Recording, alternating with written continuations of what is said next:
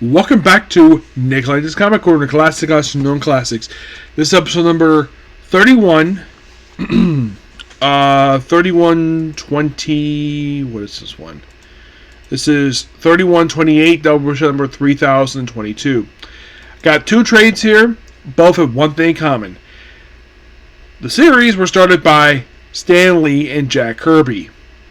First up is The Immortal Thor Volume 3, The End of All Songs. This collects Immortal Thor at 1115 by Al Ewing. The cover art is done by the awesome Alex Ross, which, as of currently, this is the only ongoing series he's still doing our covers. Like, he did do cover for, I think it was Weapon X-Men, like one air title, and that's been it for him. Maybe we'll reduce his workload, because at one point he's doing like 3 titles doing covers for, and now he's just doing 1. Yes, and this book collects issues 11-15 of the series, like I mentioned. We have Valentina Pina, who does 11-12, and Jan Badaldia, I think it's pronounced, it's 13-15. Yeah, Alex was the cover. So we start off with, apparently it's a prologue to God series, so they reprinted here, so we have Tyre just entering a box.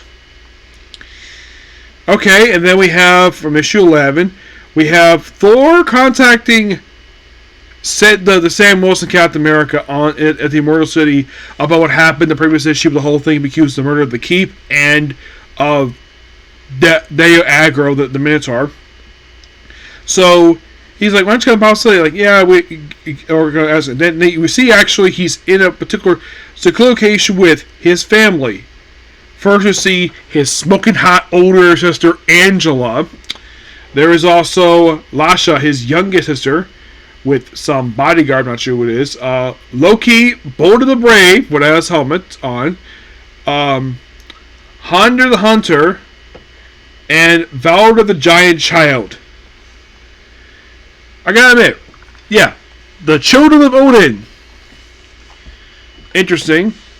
And everybody knows the fact originally prior to Angela Batman Comics, Angela was not related to Thor at all. That was in-universe retcon.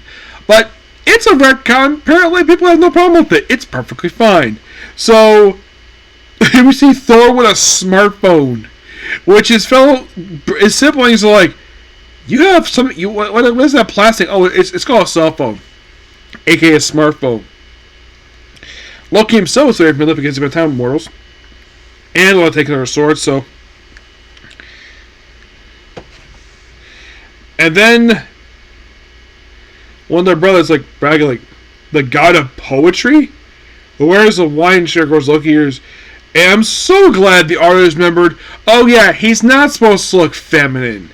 Yes, because prior to this, basically, Loki, for some reason, they draw him to be feminine. He's one of 2 characters in Marvel Comics Marvel is doing this for. The other being Star Fox for some reason. They give him a lipstick for some reason. And I'm so glad Loki's back normal, the way he should be. As a freaking guy, not feminine.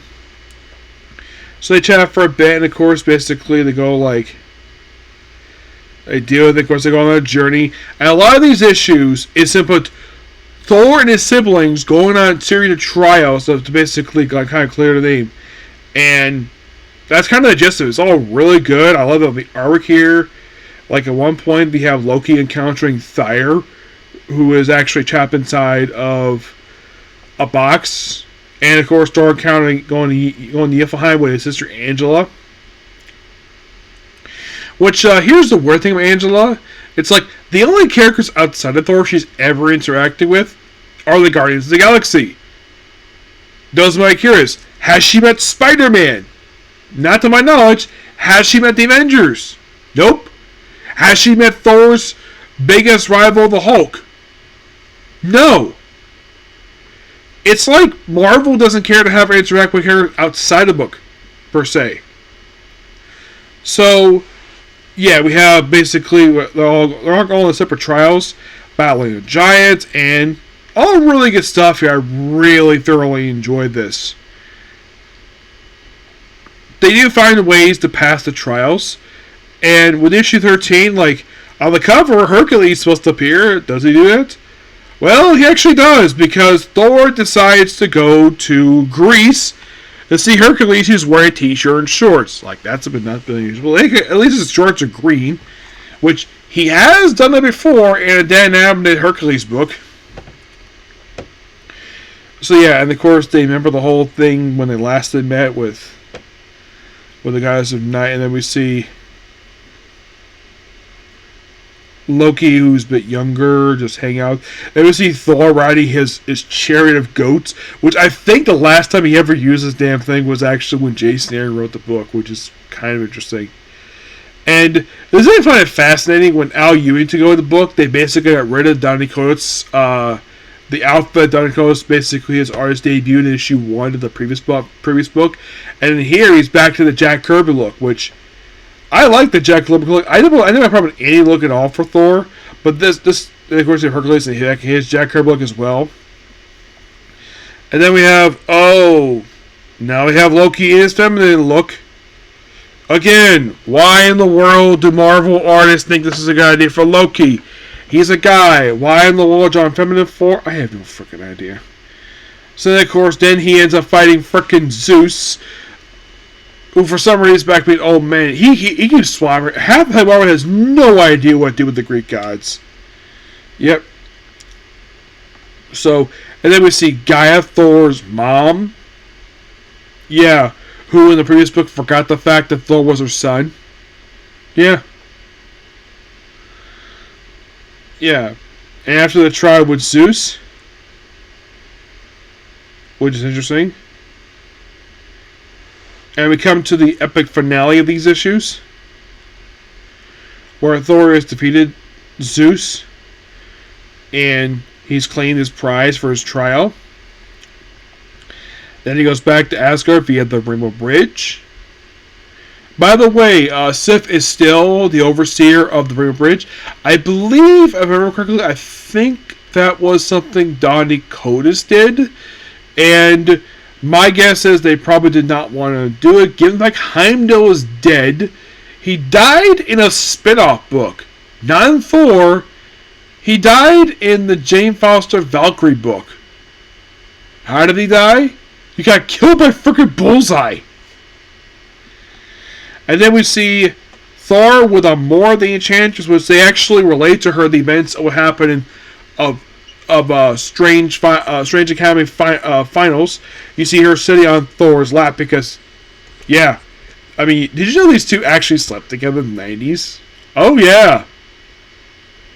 Because Amor has had this strong desire to sleep with Thor.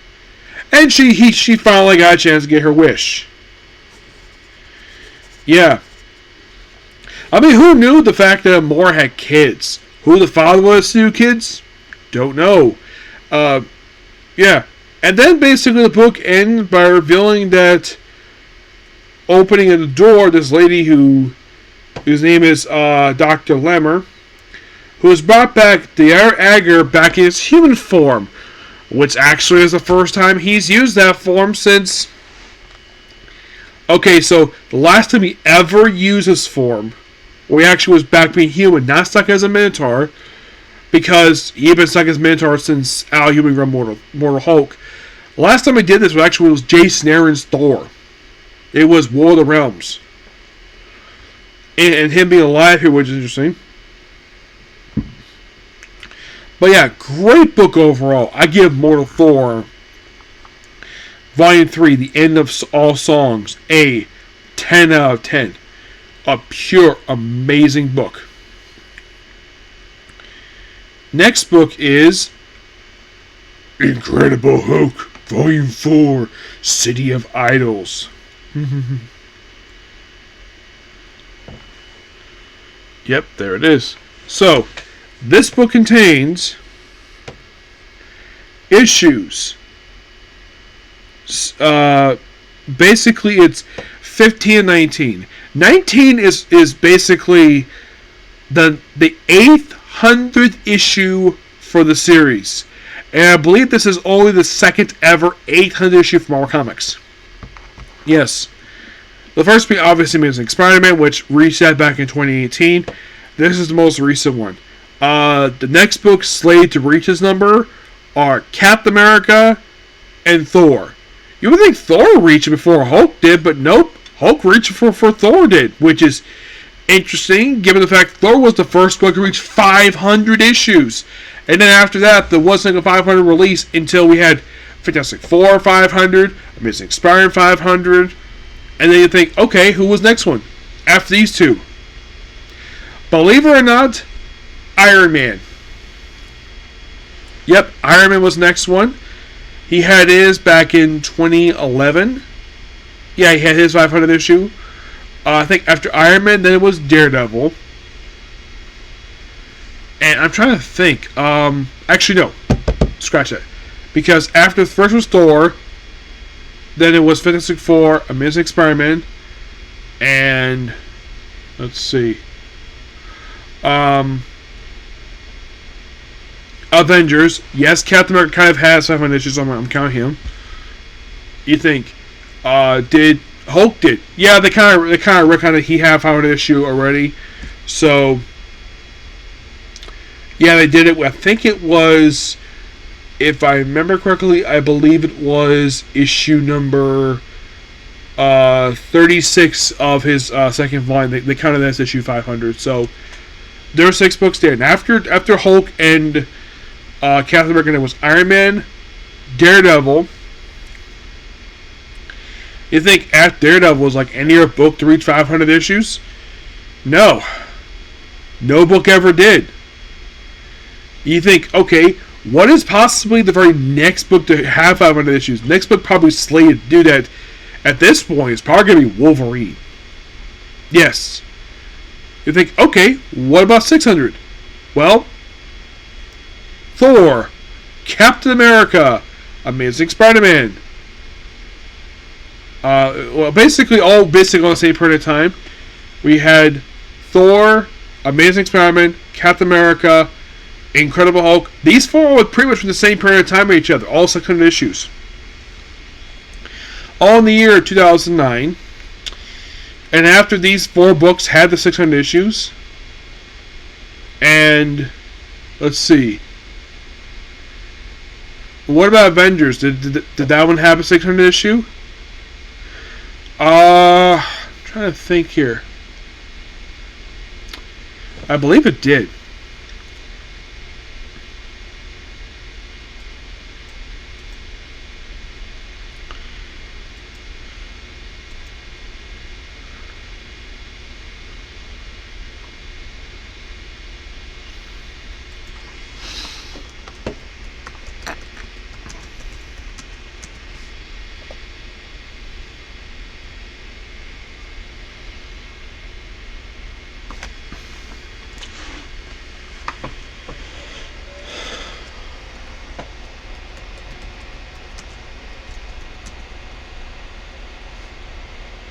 Let's see. Yeah, Avengers kind of did have 600. But what was 600 issue for Avengers? Well, for some reason they included the first one for New Avengers, part of the numbering for the book.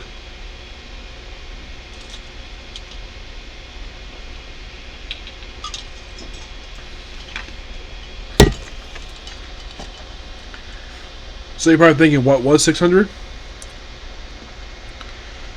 The 600 issue for Avengers was issue, basically according to numbering, it was the penultimate issue of Avengers Volume 4. So you can kind of say, yes, Avengers did have one. You think, when was that published? 2012. I think it was. Was 2012? Yeah, 2012. And that was just a year after Avengers, basically after Amazing Spider-Man, Thor, Captain America, and Hulk all had their 600 issue published the same year. And then after that, next time we actually did 600 was actually not until Iron Man. And then not long after that, we had Daredevil 600 as well. And think, okay, we had a lot of these really big series issues reaching 600 issues. But after Daredevil, as of currently, that was the most recent one we actually had. that was 600. Because I remember correctly,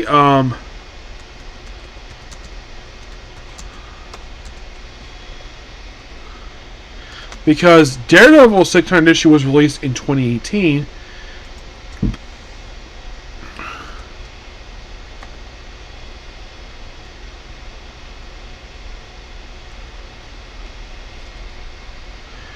You're thinking, when was Iron Man's 600 issue?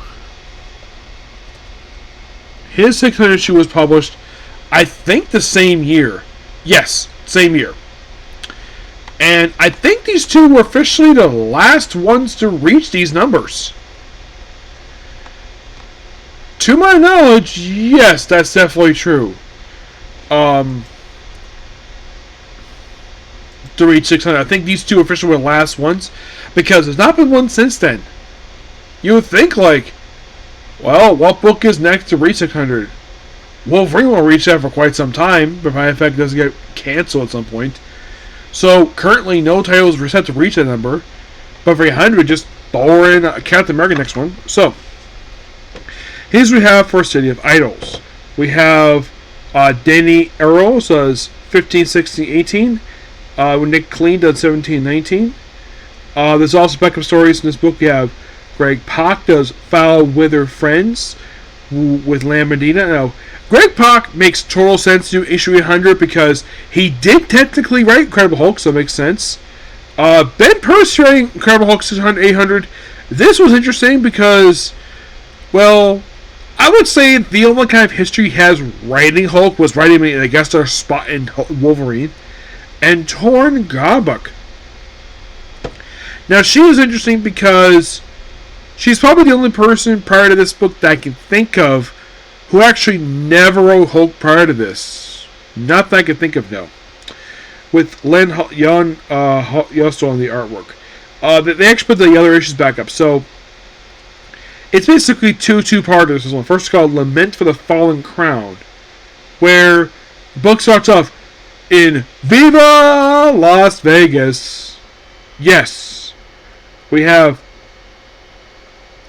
Hulk back here. In a way, present day, first time since the 80s he's been here. Of course, there's some demon stuff he has to deal with here too.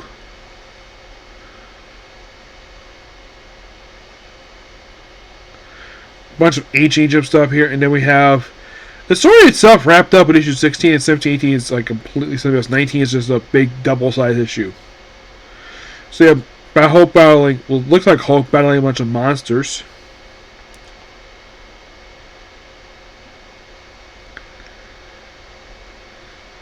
And then we have the City of Idols two-part, which happens.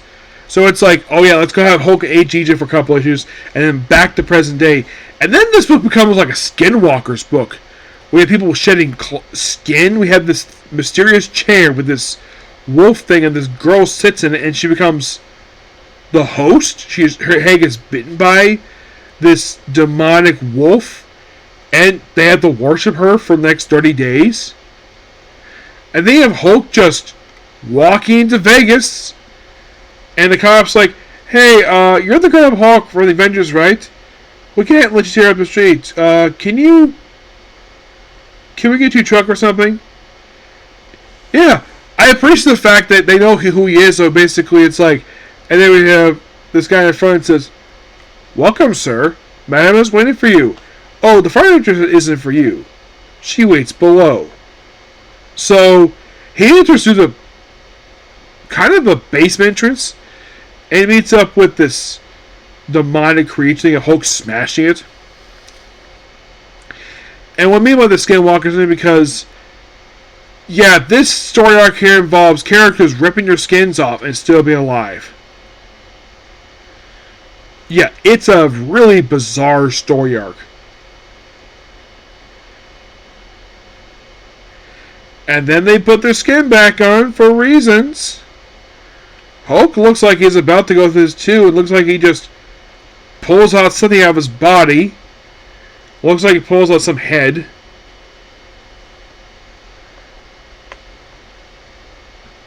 Then we have more transformations here. I love the artwork here. And then we actually it's a three-parter. So they conclude the main story in issue 800. But a bunch of demonic. I can't exactly show it because it's a bunch of gross images. I can probably show. We have look at a body and more transformations here with werewolves. Like, okay, interesting. Then we have Hulk basically fighting this thing for the next few pages. And then he goes to like some place he's at. And he opens his backpack and he sees Charlie's skin in the backpack. And it says, next, wear it by night. And then we have, well, first we have Foul Weather Friends. We have Amadeus Cho show up here, aka Braun. Yeah, that's a quick team story between them. I think this first time in some time that he has appeared in the Hulk book. I think last time he appeared in this book was... You think he was when Donnie wrote it? No. Last time he appeared in this book was when Greg Pak wrote the book. And this is a great Pak story. It's to be Hulk continued. Yeah, you probably think if this continued in our book.